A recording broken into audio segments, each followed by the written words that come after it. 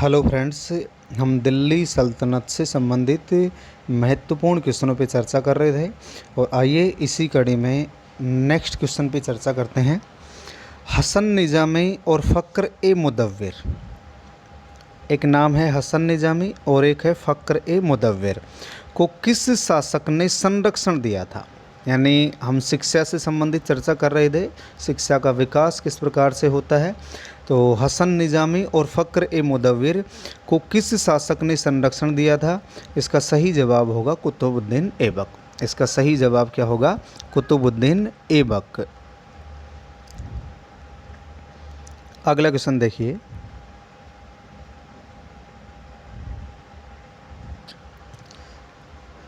निम्न में से किसका निर्माण इल्तुतमिश के द्वारा करवाया गया था? निम्न में से किसका निर्माण इल्तुतमिश के द्वारा करवाया गया था? मदरसा ए मुअज्जी, मदरसा ए नासिरी और मदरसा ए नासिरिया। एक तो है मदरसा ए नासिरी और एक है मदरसा ए नासिरिया, और डी ऑप्शन है ए और बी दोनों, ए और बी दोनों। तो अगर हम मदरसा ए मुअज्जी की बात करें, मदरसा ए मुअज्जी ये मोहम्मद गोरी के नाम पर स्थापित किया गया। मदरसा ए मुअज्जी किसके नाम पर स्थापित किया गया? मोहम्मद गोरी के नाम पर। और मदरसा ए मुअज्जी दो जगह स्थापित किया गया था, एक तो दिल्ली में और एक है बदायूं। दिल्ली और बदायूं। मदरसा ए मुअज्जी इल्तुतमिश के द्वारा इसका निर्माण दो जगह करवाया गया, दिल्ली और बदायूं में। दूसरा है मदरसा ए नासिरी। मदरसा ए नासिरी इल्तुतमिश ने अपने पुत्र नासिरुद्दीन महमूद की स्मृति में करवाया है। नासिरुद्दीन महमूद। और इसका जो निर्माण है वो कहाँ करवाया गया है? दिल्ली में। तो मदरसा ए नासिरी का निर्माण अपने पुत्र नासिरुद्दीन महमूद की स्मृति में दिल्ली में, और मदरसा ए मुअज्जी दिल्ली और बदायूं में, ये मोहम्मद गोरी की याद में। किसकी याद में? मोहम्मद गोरी। और ऑप्शन सी है आपके सामने मदरसा ए नासिरिया, तो ये बलवन के द्वारा स्थापित किया गया। बलवन। और बलवन इस समय प्रधानमंत्री है, और बलवन इस समय किसका प्रधानमंत्री है? नासिरुद्दीन महमूद का प्रधानमंत्री है। बलवन इस समय नासिरुद्दीन महमूद, इसकी चर्चा हम पहले वाले वीडियो में कर चुके हैं। इसका 20 वर्ष तक प्रधानमंत्री रहा था। तो बलवन ने ये मदरसा स्थापित किया और नासिरुद्दीन महमूद के नाम पर इसका नाम क्या रखा? मदरसा ए नासिरिया रखा। और ये जो मदरसा है, इस मदरसे का प्रधानाचार्य,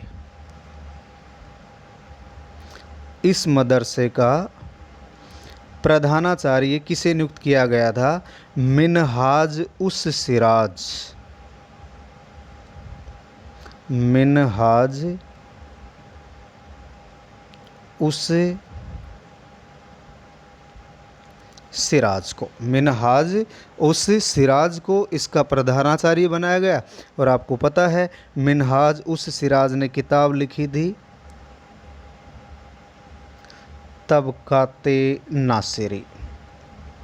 कौन सी किताब लिखी थी इन्होंने? तबकाते नासिरी। तो इसमें उत्तर हो जाएगा डी। उत्तर क्या होगा? डी। मदरसा ए मुअज्जी और मदरसा ए नासिरी किसके द्वारा स्थापित करवाए गए थे? इल्तुतमिश के द्वारा। अगला क्वेश्चन देखिए। शमसुद्दीन ख्वारिज़मी और बुरहानुद्दीन बज्जाज, दो व्यक्ति हैं, शमसुद्दीन ख्वारिज़मी और बुरहानुद्दीन बज्जाज नामक विद्वानों को किस शासक ने संरक्षण दिया था? इनको किस शासक ने संरक्षण दिया था? तो इसका सही जवाब होगा बलवन। इसका सही जवाब क्या होगा? बलवन। बलवन के द्वारा इन दो विद्वानों को संरक्षण दिया गया था।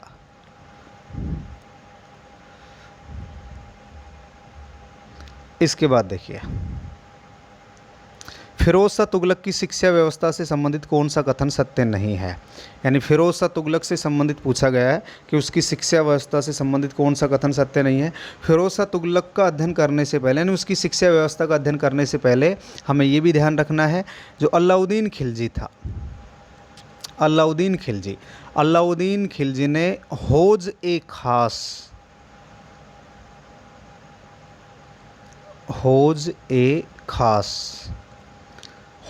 खास के निकट एक मदरसा बनवाया।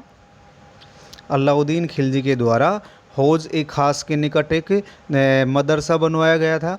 इसी प्रकार हम तुगलक वंश की बात करें, मोहम्मद बिन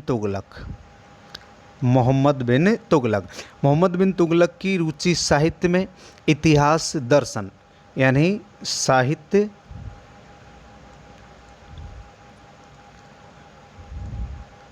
इतिहास,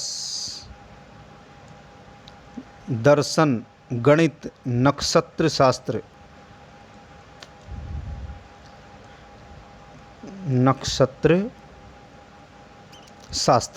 आदि में मोहम्मद बिन तुगलक की रुचि थी। तो मोहम्मद बिन तुगलक की यदि हम बात करें, इसने 1346 में मदरसा स्थापित करवाया था दिल्ली में। 1346 में मोहम्मद बिन तुगलक के द्वारा मदरसा कहाँ स्थापित करवाया गया था? दिल्ली में स्थापित करवाया गया था। तो हमें ये बेसिक बातें भी ध्यान रखनी है। अब आइए हमारे क्वेश्चन पर। फिरोज शाह तुगलक की शिक्षा व्यवस्था से संबंधित कौन सा कथन सत्य नहीं है? कौन सा कथन सत्य नहीं है पूछा गया है। उसका समय शिक्षा का चरमोत्कर्ष काल रहा, ये सही बात है। उसका जो समय था, फिरोज शाह तुगलक का समय था, इस शिक्षा का चरमोत्कर्ष काल रहा और उसने लगभग 30 मदरसे स्थापित करवाए। लगभग उसके द्वारा कितने मदरसे स्थापित करवाए गए थे? 30। उसने मौलाना जलालुद्दीन रूमी को मदरसा ए फिरोज शाही का प्रधानाचार्य नियुक्त किया। तो उसने दिल्ली में मदरसा ए फिरोज शाही का निर्माण करवाया। तो इसी क्वेश्चन से 2 क्वेश्चन, एक ही लाइन से 2 क्वेश्चन क्लियर हो गए। एक तो उसका समय शिक्षा का चरमोत्कर्ष काल रहा, सही बात है। उसने लगभग कितने मदरसे स्थापित करवाए? 30। उसने मौलाना जलालुद्दीन रूमी को मदरसा ए फिरोज शाही, ये मदरसा है, और इसका प्रधानाचार्य नियुक्त किया गया। उसने व्यावसायिक शिक्षा की ओर कोई ध्यान नहीं दिया और उसने श्रीनगर में भी मदरसा बनवाया था। श्रीनगर में मदरसा, ये सही है, ये सही है, ये सही है, ये गलत है, क्योंकि ये पहला शासक था, दिल्ली सल्तनत का ये प्रथम शासक था जिसने व्यावसायिक शिक्षा की ओर ध्यान दिया था। ध्यान रखना है। तो हमारा उत्तर हो जाएगा इसमें सी। हमसे पूछा गया कि कौन सा सही नहीं है। अगला क्वेश्चन देखिए, तुर्क शासकों की मातृभाषा कौन सी थी? मातृभाषा पूछी गई, ये ध्यान से समझना है। तुर्क शासकों की मातृभाषा कौन सी थी? तो इसका सही जवाब तो होगा ए। तुर्क शासकों की जो मातृभाषा थी वो तुर्की थी। अगर हम फारसी की बात करें, फारसी इनकी प्रशासनिक भाषा है।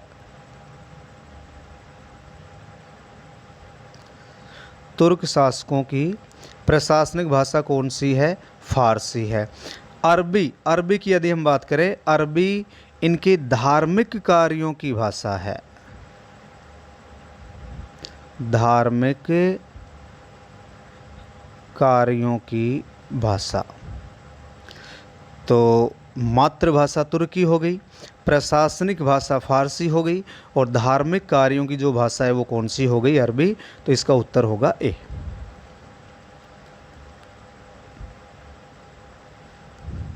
भारत में फारसी भाषा के अध्ययन और अध्यापन का प्रथम केंद्र कौन सा था? प्रथम पूछा गया है। भारत में फारसी भाषा के अध्ययन और अध्यापन का पहला केंद्र कौन सा था? दिल्ली, लाहौर, कश्मीर और मुल्तान। तो पहला केंद्र था लाहौर। ध्यान रखेंगे, पहला केंद्र कौन सा था? लाहौर था।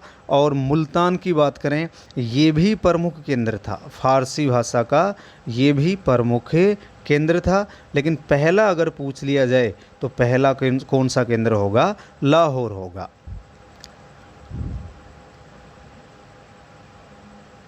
अगला क्वेश्चन है, सल्तनत काल की राजभाषा। सल्तनत काल की राजभाषा, तो इसका सही जवाब होगा फारसी। सल्तनत काल की राजभाषा कौन सी थी? फारसी थी। अगला क्वेश्चन देखिए, निम्न में से किस विद्वान को इल्तुतमिश के समय संरक्षण प्राप्त नहीं था? किस विद्वान को इल्तुतमिश के समय संरक्षण प्राप्त नहीं था? हसन निजामी, मिनहाज उस सिराज, निजामुल मुल्क जुनैदी, नासिरी अबू बकर बिन रूहानी। तो इसे इल्तुतमिश के समय संरक्षण प्राप्त था, जुनैदी को संरक्षण प्राप्त था, मिनहाज उस सिराज को भी संरक्षण प्राप्त था, हसन निजामी को इसके समय संरक्षण प्राप्त नहीं था। हसन निजामी को कुतुबुद्दीन ऐबक का संरक्षण प्राप्त था। कुतुबुद्दीन ऐबक का संरक्षण प्राप्त था। और हसन निजामी की ऐतिहासिक रचना है ताज उल मासिर।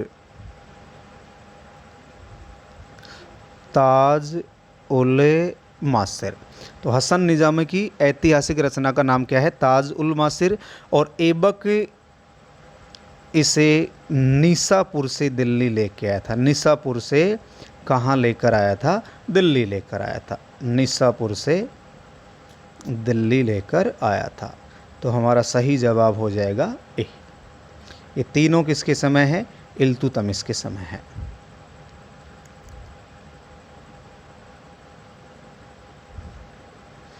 अगला क्वेश्चन देखिए। अगला क्वेश्चन है अमीर खुसरो और अमीर हसन। अमीर हसन देहलवी, इसका पूरा नाम है अमीर हसन देहलवी। अमीर खुसरो और अमीर हसन किस शासक के दरबार के दो महत्वपूर्ण रत्न थे? अमीर खुसरो और अमीर हसन किस शासक के दरबार के दो महत्वपूर्ण रत्न थे? तो इसका उत्तर तो हो जाएगा बलवन। उत्तर क्या होगा इसका? बलवन। अगर हम अमीर खुसरो की बात करें, अमीर खुसरो की बात करें, यानी ये दिल्ली सल्तनत का पहला इतिहासकार था। दिल्ली सल्तनत का प्रथम इतिहासकार था जिसका जन्म भारत में हुआ। दिल्ली सल्तनत का पहला इतिहासकार जिसका जन्म भारत में हुआ। इसका जन्म 1253 ईस्वी को हुआ था। जन्म कब हुआ था? 1253 को। और 1253 को इसका जन्म एटा या इटावा ज़िले के पटियाली नामक स्थान पर हुआ था। इटावा ज़िले के पटियाली नामक स्थान पर हुआ था। तो अमीर खुसरो पहले सल्तनत काल के इतिहासकार हैं जिनका जन्म भारत में होता है। और अगर हम अमीर खुसरो की बात करें, ये 8 सुल्तानों के समकालीन था। या इन्होंने कितने सुल्तानों का समय देखा? 8 सुल्तानों का। और 8 सुल्तानों की यदि हम बात करें बलवन से लेकर, कहाँ से लेकर? बलवन से लेकर के गयासुद्दीन तुगलक तक। बलवन से लेकर गयासुद्दीन तुगलक, यानी बलवन के बाद कैकुबाद, क्यूमर्स, फिर उसके बाद जलालुद्दीन खिलजी, अलाउद्दीन खिलजी, मुबारक शाह खिलजी, खुसरो शाह और गयासुद्दीन तुगलक। 8 सुल्तानों के ये समकालीन हैं। अगला क्वेश्चन देखिए।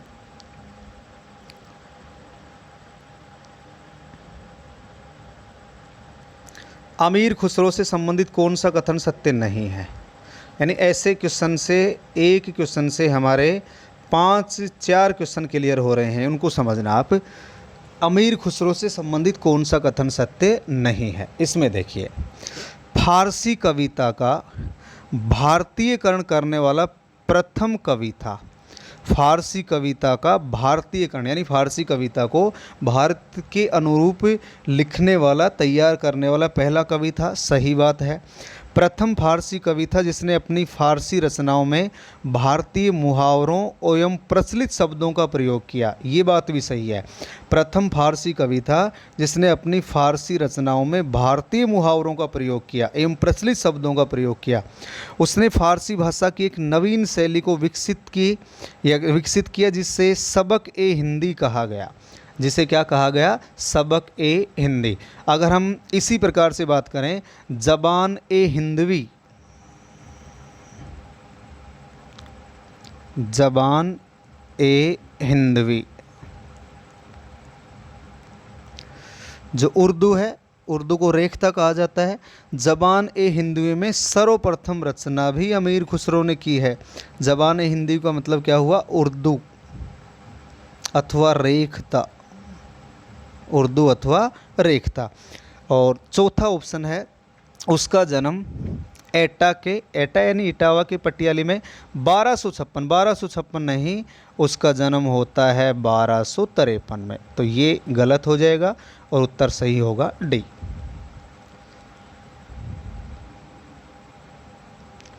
अगला क्वेश्चन है, निम्न में से कौन सी रचना अमीर खुसरो की नहीं है। निम्न में से कौन सी रचना अमीर खुसरो की नहीं है। अगर अमीर खुसरो की रचनाओं की बात करें, हस्त बहिस्त अमीर खुसरो की रचना है, लैला मजनू अमीर खुसरो की रचना है, आइन ए सिकंदरी ये भी अमीर खुसरो की रचना है। तो फवाद उल फवाद, फवाद उल फवाद ये निज़ामुद्दीन औलिया की रचना है, निज़ामुद्दीन औलिया। और ध्यान रखना है, अमीर खुसरो इसी निज़ामुद्दीन औलिया का शिष्य था। अमीर खुसरो निज़ामुद्दीन औलिया का शिष्य था। तो हस्त बहिस्त, लैला मजनू, आइन ए सिकंदरी।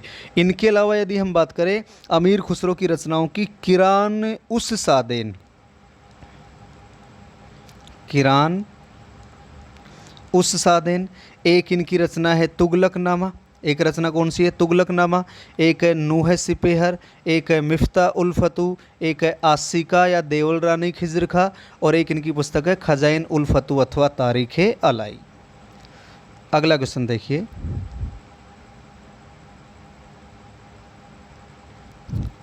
अमीर खुसरो की अध्यक्षता में किस शासक के समय, अमीर खुसरो की अध्यक्षता में किस शासक के समय फारसी भाषा के विकास के लिए दिल्ली में राजकीय पुस्तकालय खोला गया है। यानी अध्यक्ष किसको बनाया गया है, अमीर खुसरो को। और उस समय शासक कौन था जब फारसी भाषा के विकास के लिए दिल्ली में राजकीय पुस्तकालय खोला गया। इसका सही जवाब होगा जलालुद्दीन खिलजी। इसका सही जवाब है जलालुद्दीन खिलजी। इसके बाद देखिए, अमीर खुसरो से संबंधित कौन सा कथन सत्य नहीं है। फिर वही क्वेश्चन पूछा गया है कि कौन सा सत्य नहीं है। ऐसे क्वेश्चन से फिर बता रहा हूँ 4 से 5 क्वेश्चन क्लियर हो रहे हैं। उसने ऐतिहासिक मसनवी लिखी थी, ऐतिहासिक मसनवी लिखी, ये सही बात है। उसने दिल्ली को दूसरा स्वर्ग तथा हजरत ए दिल्ली कहा, दिल्ली को दूसरा स्वर्ग कहा और दिल्ली को क्या कहा, हजरत ए दिल्ली यानी पवित्र दिल्ली, हजरत ए दिल्ली पवित्र दिल्ली। और इसने दिल्ली को हजरत दिल्ली या पवित्र दिल्ली कौन सी रचना में कहा था, किरान उस सादेन में, किरान उस सादेन। और किरान उस सादेन की बात करें, ये अमीर खुसरो की पहली मसनवी है।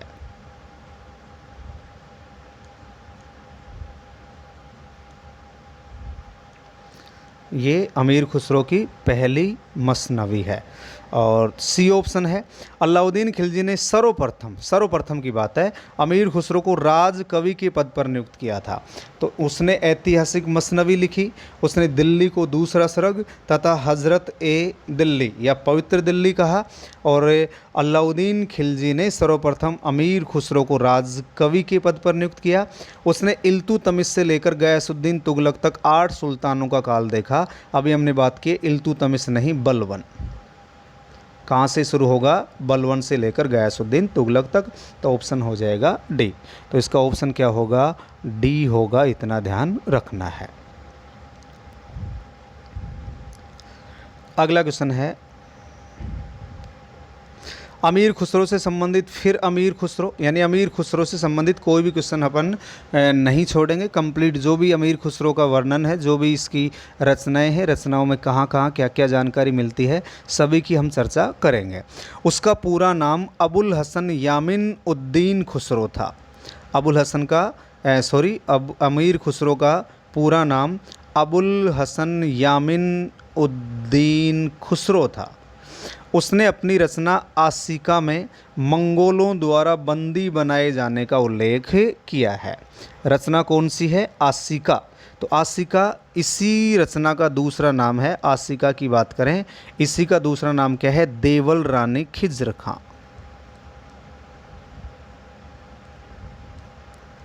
देवल रानी खिज्र खां, इसी का दूसरा नाम क्या है? देवल रानी खिज्र खां। और ये जो किताब है, ये किताब खिज्र खां और देवल देवी जो गुजरात की शासक कर्ण बघेल की पुत्री थी, गुजरात के शासक कर्ण बघेल की पुत्री थी, उसकी प्रेम कहानी का वर्णन मिलता है इस पुस्तक में। उसकी प्रेम कहानी का वर्णन मिलता है और उसे तोता ए हिंद और तुर्कल्ला कहा जाता है। आराम से एक ऑप्शन को समझना है। तोता ए हिंद और तुर्कल्ला, उसे तुर्कल्ला और तोता ए हिंद कहा जाता है। ये बात भी सही है क्योंकि तुर्कल्ला की जो उपाधि है वो निज़ामुद्दीन औलिया के द्वारा दी गई थी। इन्हें निज़ामुद्दीन औलिया के द्वारा कौन सी उपाधि दी गई? तुर्कल्ला की उपाधि दी गई थी। निज़ामुद्दीन औलिया के बारे में यानी ऐसा उल्लेख मिलता है कि 1325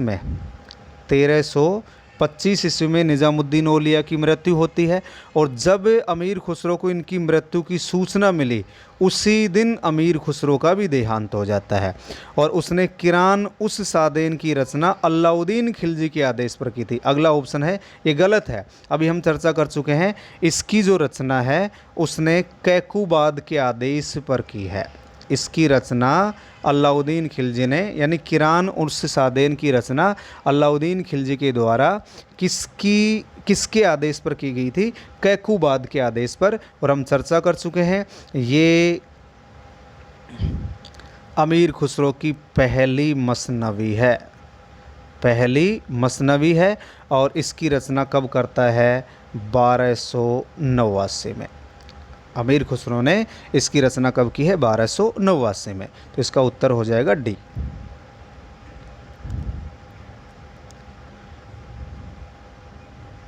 अगला क्वेश्चन देखिए, अमीर खुसरो की किस रचना में शतरंज के खेल का वर्णन है? शतरंज के खेल का वर्णन है। तो पहली इसमें ऑप्शन ए में है मिफ्ता उल फतू। मिफ्ता उल फतू की यदि हम बात करें, इसमें एक तो जलालुद्दीन खिलजी के अभियानों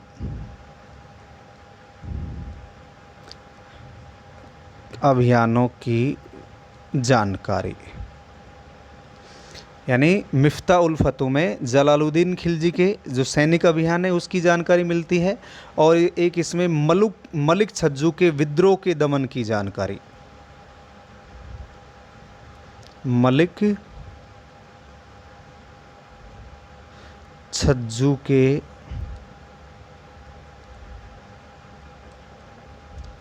विद्रोह के दमन की जानकारी। तो मिफ्ता उल फतू ये अमीर खुसरो की रचना है। इसमें जलालुद्दीन खिलजी के सैनिक अभियानों की जानकारी के साथ साथ मलिक छज्जू का जो विद्रोह होता है उस विद्रोह के दमन की जानकारी मिलती है। अगला ऑप्शन है तारीख ए अलाई। तारीख ए अलाई का ही दूसरा नाम है खजाइन उल फतू। खजाइन उल फतू यानी तारीख ए अलाई जो पुस्तक है इसी पुस्तक का दूसरा नाम क्या है? खजाइन उल फतू। अब ये जो पुस्तक है ये गद्य में लिखी गई है, एक तो ये ध्यान रखना है। ये पुस्तक, ये मसनवी किस में लिखी गई है? गद्य में लिखी गई है। और इस पुस्तक में अलाउद्दीन खिलजी के समय जो मंगोल आक्रमण होते हैं उसकी जानकारी नहीं है। मंगोल आक्रमणों के बारे में इसमें जानकारी नहीं मिलती है। और इसी पुस्तक में हमें शतरंज के खेल की जानकारी मिलती है। और अमीर खुसरो ने लिखा है कि शतरंज के खेल का आविष्कार भारत में हुआ था। अमीर खुसरो के अनुसार शतरंज का जो खेल है उसका आविष्कार कहाँ होता है? भारत में होता है। इसमें उल्लेख मिलता है। एक इनकी रचना है नूहे सिपेहर। इनकी हम चर्चा कर लेते हैं, एक एक दो दो लाइनें जो भी हैं। नूहे सिपेहर, नूहे सिपेहर की बात करें, ये 9 भागों में विभाजित है। एक तो ये पुस्तक कितने भागों में है? 9 भागों में विभाजित है। और इस पुस्तक में हिंदुस्तान की प्रशंसा करता है। ये हिंदुस्तान की प्रशंसा करता है। यानी प्रशंसा का अर्थ क्या हुआ? धरती पर स्वर्ग बताता है, भारत को धरती का स्वर्ग। इस पुस्तक में भारत को धरती का स्वर्ग बताता है। और ये जो पुस्तक है, इस पुस्तक में यानी नूहे सिपेहर की बात कर रहे हैं हम, मुबारक शाह खिलजी के सैनिक अभियानों की भी जानकारी मिलती है। मुबारक शाह खिलजी के सैनिक अभियान। तो नूहे सिपेहर की बात करें, 9 भागों में है ये। इसमें भारत को धरती का स्वर्ग कहा गया है। इसी प्रकार हिंदुस्तान की प्रशंसा कर रहा है। और इसमें मुबारक शाह खिलजी के सैनिक अभियानों का वर्णन है। और एक पुस्तक है तुगलकनामा। तुगलकनामा एक तो ये अंतिम रचना है अमीर खुसरो की। तो अभी हमने बात की थी, पहली जो रचना है वो है किरान उस सादेन। पहली रचना कौन सी है? किरान उस सादेन। तो ये अंतिम रचना है। और इसमें गयासुद्दीन तुगलक के द्वारा दिल्ली का सिंहासन प्राप्त करने की जानकारी मिलती है। GST यानी गयासुद्दीन तुगलक के द्वारा दिल्ली का सिंहासन प्राप्त करने का उल्लेख मिलता है। और इसी के साथ साथ खुसरो खां और गयासुद्दीन तुगलक के मध्य संघर्ष की जानकारी मिलती है। खुसरो खां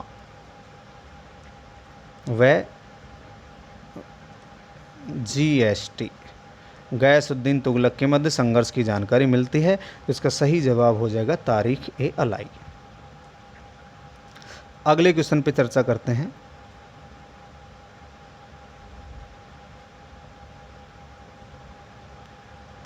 अमीर खुसरो ने अपनी किस रचना में अलाउद्दीन खिलजी को विश्व का सुल्तान तथा पृथ्वी के शासकों का सुल्तान जैसी उपाधियों से विभूषित किया है?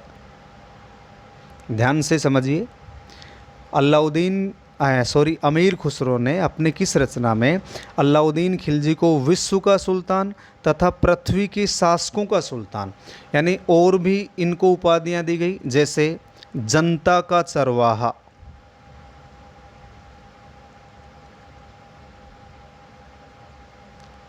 जनता का चरवाहा, और एक इसे कहा गया युग का विजेता, युग का विजेता। अब पूछा गया क्वेश्चन क्या है कि अमीर खुसरो ने कौन सी रचना में अलाउद्दीन खिलजी को विश्व का सुल्तान, पृथ्वी के शासकों का सुल्तान, जनता का चरवाहा और युग का विजेता कौन सी पुस्तक में कहा गया है? तारीख ए अलाई। कौन सी पुस्तक में कहा गया है? तारीख ए अलाई में।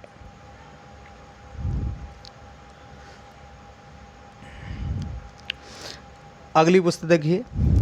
अमीर खुसरो ने किस रचना में भारत को धरती का स्वर्ग बताया है? किस रचना में अमीर खुसरो ने अपनी कौन सी पुस्तक में भारत को धरती का स्वर्ग बताया है?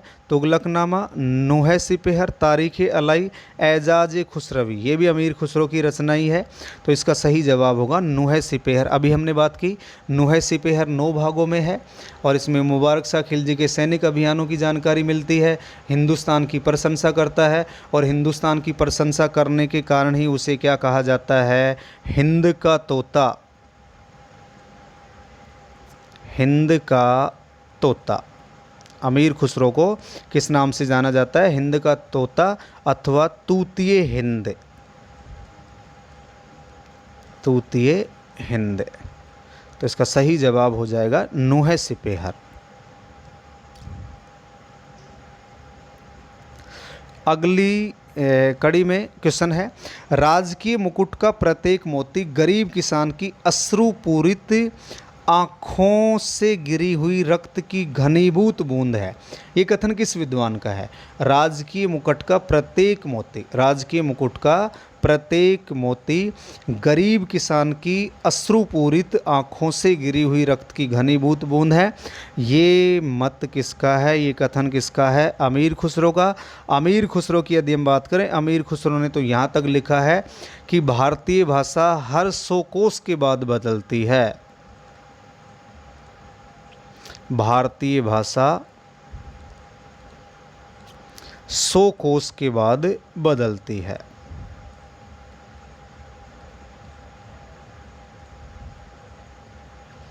ये किसने कहा है? अमीर खुसरो ने। अमीर खुसरो की यदि हम बात करें, अमीर खुसरो ने शिक्षा के क्षेत्र में, शिक्षा के क्षेत्र में दिल्ली को किसके समान बताया है? बुखारा के समान। बुखारा, समरकंद, तो बुखारा के समान किसको बताया है? दिल्ली को। इसी प्रकार यदि इसके बारे में बात करें, ये भारत के ब्राह्मणों को या भारत के ब्राह्मणों की तुलना किससे करता है? अरस्तु से करता है। अरस्तु, प्लेटो, आपने दार्शनिकों के नाम सुने होंगे, प्लेटो, अरस्तु, सुकरात। तो भारतीय ब्राह्मणों की तुलना अरस्तु से करता है। तो इसका सही जवाब हो जाएगा अमीर खुसरो।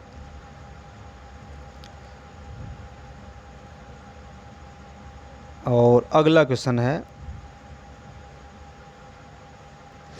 इसामी के अलावा, विद्वान है इसामी, इसामी के अलावा किस विद्वान के अनुसार महिलाओं को घर की चार दीवारी में रहना चाहिए और चरखा चलाना चाहिए?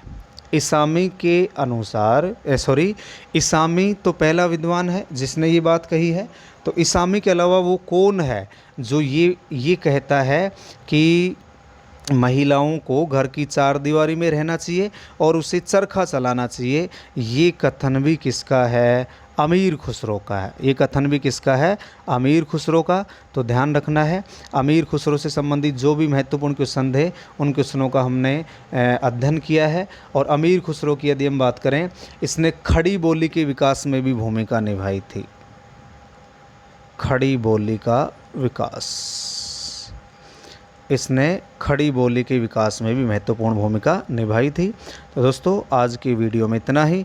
इसके बाद हम नेक्स्ट बात करेंगे। जय हिंद, जय भारत।